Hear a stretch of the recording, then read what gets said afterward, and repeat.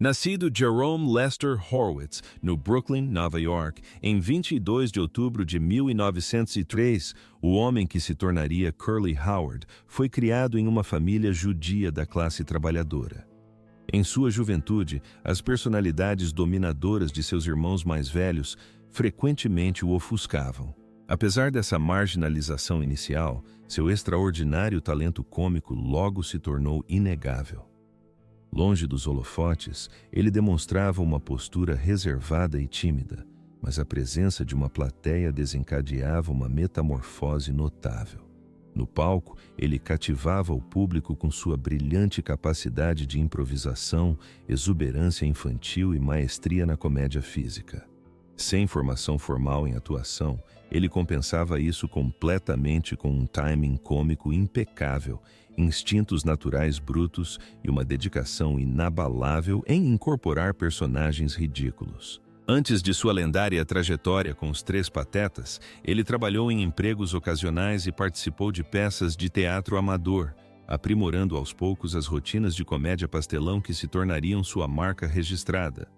Sua entrada oficial no trio cômico ocorreu em 1932, quando substituiu seu irmão Champ, que havia saído para seguir carreira solo. Naquela época, Jerome ostentava um bigode e uma espessa cabeleira ondulada ruiva. No entanto, a pedido de seu irmão Moe e do produtor de vaudeville Ted Healy, que acreditava que a cabeça raspada melhoraria a dinâmica cômica do grupo, ele concordou, ainda que com hesitação, em raspar a cabeça. Esse visual de rosto recém-barbeado rapidamente se tornou uma marca registrada icônica. O público ficou completamente encantado com seu alter ego cinematográfico definido por contorções faciais exageradas, uma voz aguda característica e bordões instantaneamente reconhecíveis como Nuke, Nuke, Nuke, Certainly e Woo, Woo, Woo. Sua comédia física incomparável era marcada por gestos frenéticos, quedas desastradas e uma elasticidade facial quase surreal. O público era naturalmente atraído por sua resistência inesgotável, sua vulnerabilidade emocional latente e a aura de travessura inocente que permeava cada apresentação. Durante o auge do trio na Columbia Pictures, de 1934 a 1946, Curly participou de quase 100 curtas-metragens de comédia, muitos dos quais hoje são considerados obras-primas do cinema americano. O público continua a apreciar lançamentos como Punch Drunks, 1934, Disorder in the Court, 1936, e A Plumbing We Will Go, 1940, devido ao seu ritmo acelerado de piadas e ao comportamento hilário de Curly. Ele frequentemente era o ponto focal do grupo. Combinando uma natureza imprevisível com uma disposição juvenil, ele transformou as esquetes dos Três Patetas, de simples gags físicas, em uma forma de arte altamente criativa, impulsionada por um timing impecável. A mistura singular de pura inocência e caos absoluto que ele injetava em suas performances consolidou seu lugar no coração de várias gerações. Longe das câmeras, porém, o mundo privado de Curly, especialmente seus relacionamentos amorosos, era caracterizado por instabilidade, decisões precipitadas e profunda fragilidade emocional. Essas dificuldades contrastavam fortemente com o palhaço alegre e despreocupado que interpretava na tela. Muito antes de alcançar fama mundial com os Três Patetas, ele se casou pela primeira vez, uma união profundamente conturbada e extremamente curta.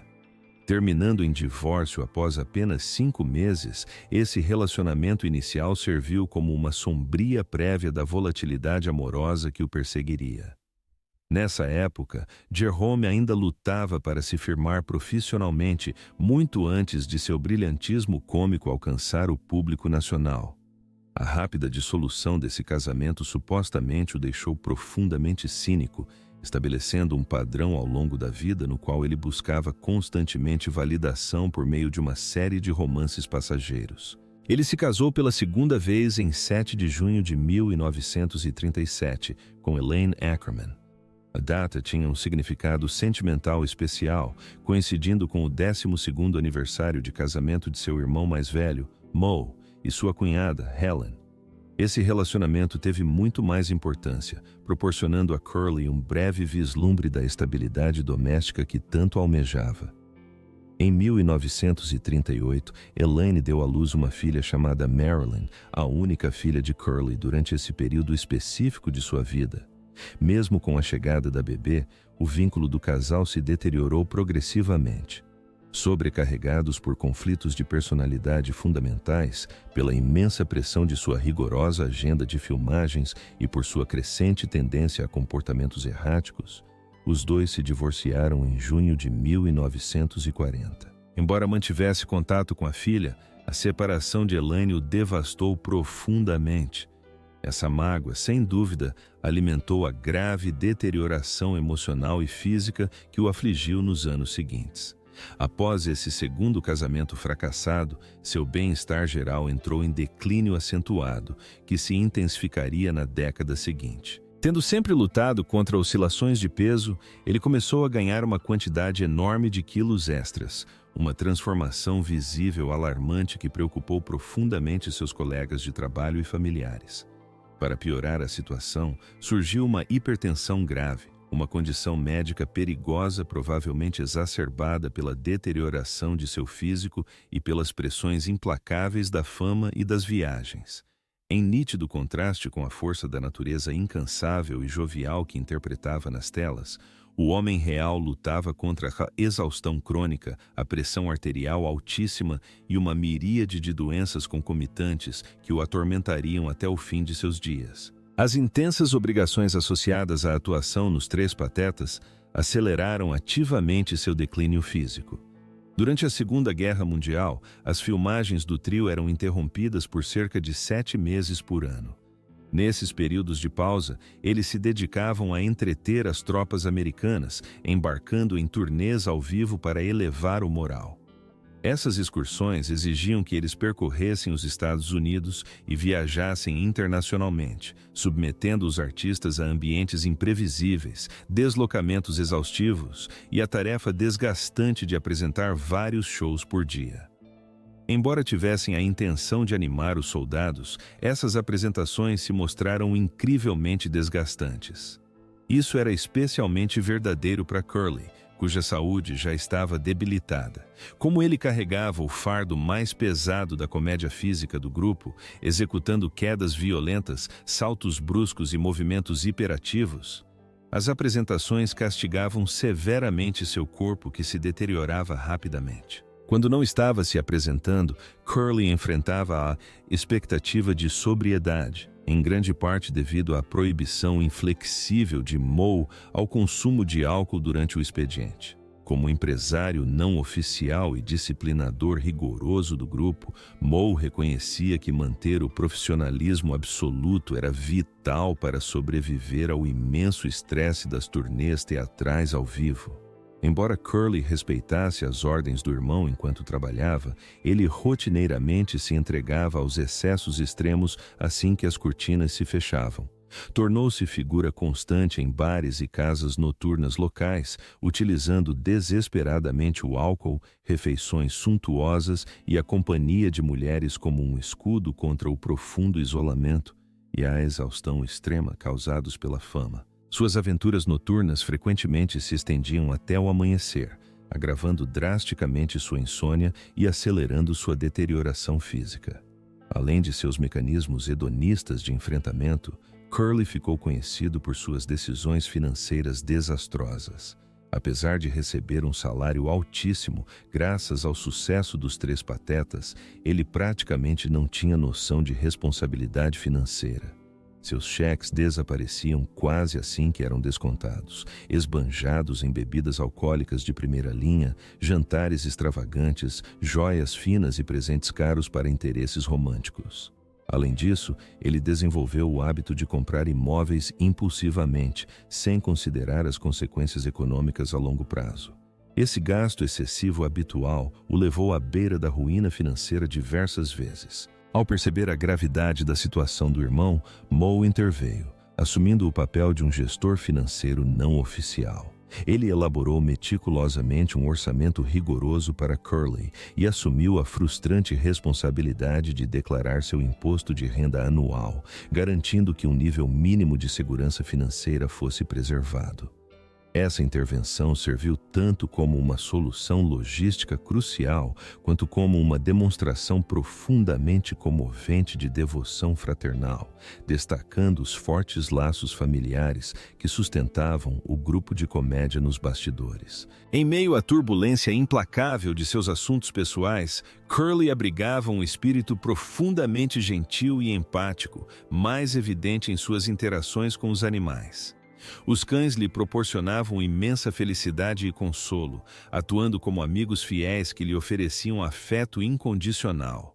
Ao percorrer o país para cumprir seus exigentes compromissos de trabalho, ele constantemente cruzava o caminho de cães abandonados ou perdidos. Possuía uma notável capacidade de se conectar instantaneamente com esses animais de rua, tornando um hábito alimentá-los, cuidar deles e, frequentemente, adotá-los. Inúmeras vezes, ele carregava esses animais resgatados consigo em suas viagens, recusando-se obstinadamente a abandoná-los até que encontrassem um lar amoroso. Esse hábito excêntrico rotineiramente intrigava os funcionários do hotel e seus colegas artistas, que ficavam perplexos ao ver uma celebridade famosa carregando vários cães de cidade em cidade. Durante os períodos de folga entre filmagens e temporadas teatrais, sua casa era repleta de vários cães de estimação. Seu profundo amor por esses animais permaneceu um dos raros elementos estabilizadores em sua existência caótica, demonstrando uma natureza carinhosa e afetuosa que contrastava completamente com o turbilhão vertiginoso de sua carreira e vida amorosa. Movido por um desejo sincero de deter o declínio físico do irmão e trazer ordem à sua vida, Moe insistiu para que Curly se estabelecesse com uma mulher confiável que pudesse lhe oferecer estabilidade emocional. Levando esse conselho a sério, Curly mergulhou de cabeça em um romance frenético com Marion Bucksbaum, casando-se após um namoro de apenas 2 semanas. Trocando votos em 17 de outubro de 1945, a união inicialmente parecia prometer a parceria para a vida toda que ele buscava, mas rapidamente se desintegrou em um desastre hostil e cheio de ressentimentos. Durando apenas 9 meses, o casamento foi marcado por brigas incessantes, paranoia profunda e objetivos de vida completamente diferentes. O processo de divórcio que se seguiu provou ser emocionalmente devastador e uma humilhação pública gritante. Ansiosa por capitalizar sobre a desgraça pessoal de uma estrela, a mídia sensacionalizou o drama judicial, retratando Curly como uma figura volátil e desequilibrada. Esse escrutínio implacável dos tabloides teve um impacto catastrófico em seu bem-estar. Já debilitado por doenças crônicas e imenso estresse, seu estado físico despencou durante a feroz batalha legal. Apenas 2 meses antes do divórcio se tornar oficial, em julho de 1946, ele sofreu um derrame fulminante. Essa trágica emergência médica encerrou efetivamente sua participação nos Três Patetas e iniciou um colapso rápido e permanente de sua saúde. Mesmo após uma tragédia tão devastadora, ele continuou buscando uma vida normal e uma companhia amorosa. Em 31 de julho de 1947, casou-se com Valerie Newman, que se tornaria sua companheira mais fiel. Este último casamento foi marcado por uma longevidade e estabilidade sem precedentes, proporcionando a Curly o ambiente tranquilo e acolhedor que ele almejava há décadas. Em 1948, o casal celebrou o nascimento da filha, Janie, um evento de grande alegria que renovou as energias de Curly, apesar de sua saúde debilitada. Valerie permaneceu fielmente ao seu lado durante seus últimos anos, oferecendo-lhe cuidado e amor inabaláveis enquanto ele enfrentava internações hospitalares frequentes e a perda constante de suas capacidades físicas.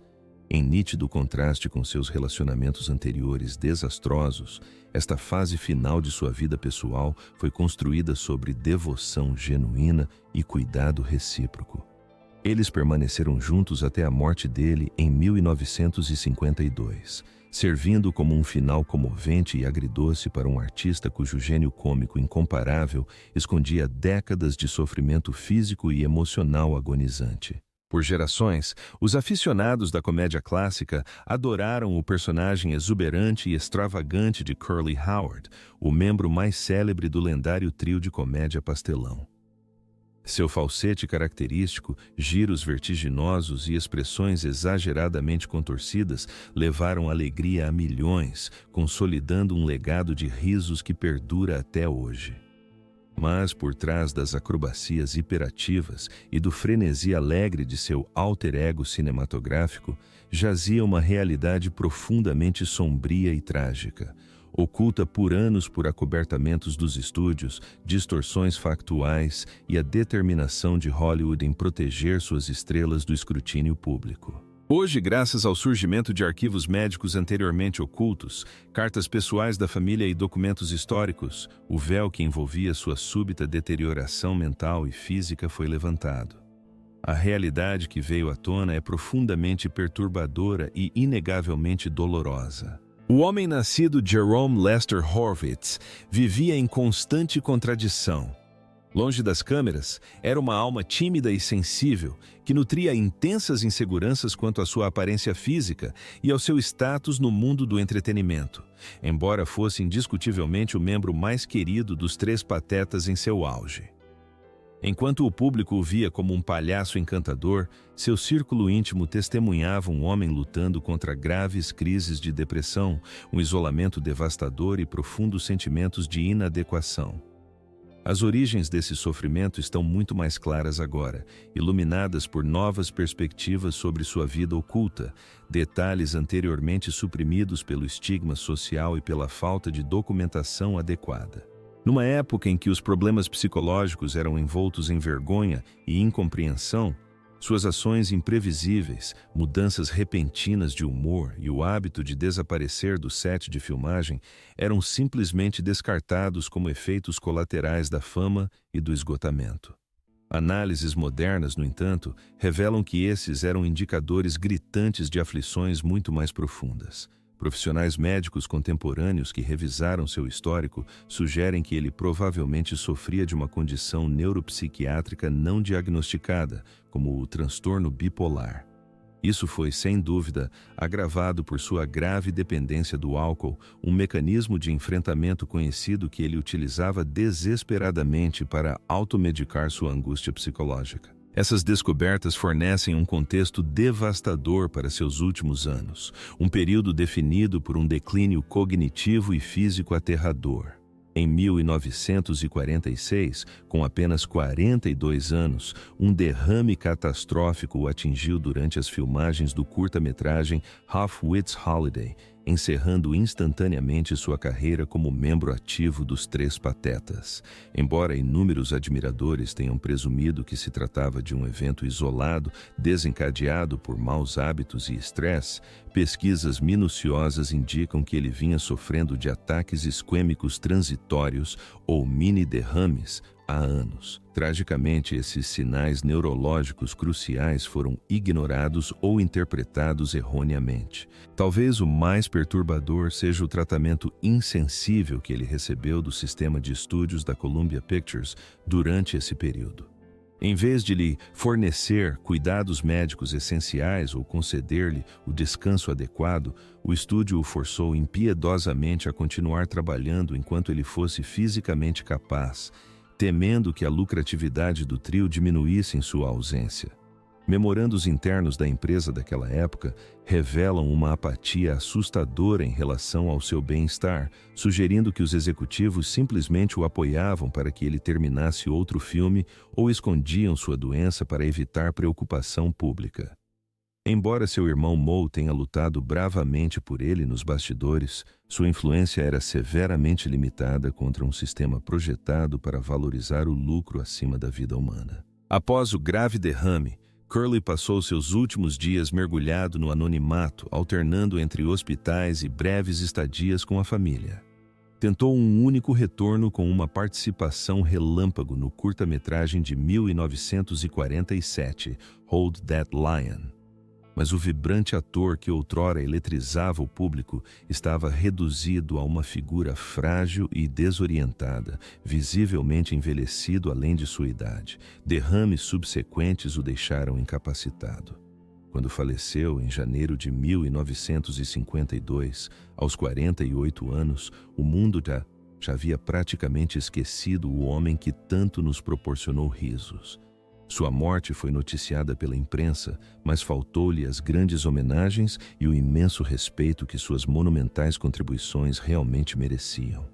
As recentes revelações obtidas a partir de arquivos familiares, depoimentos de bastidores e prontuários médicos negligenciados ilustram um retrato perturbador de um artista que sacrificou a própria saúde para entreter as massas, mesmo enquanto seu mundo pessoal desmoronava.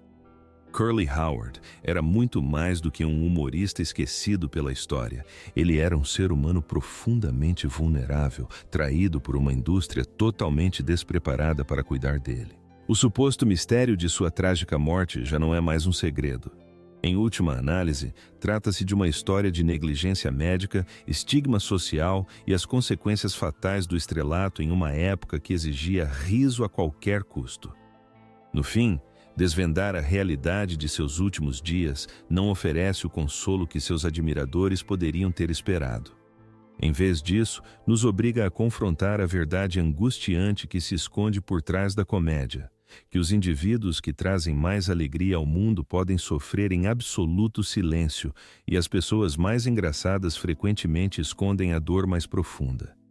Certamente não é o final feliz que desejávamos, mas é o legado honesto pelo qual ele merece ser lembrado.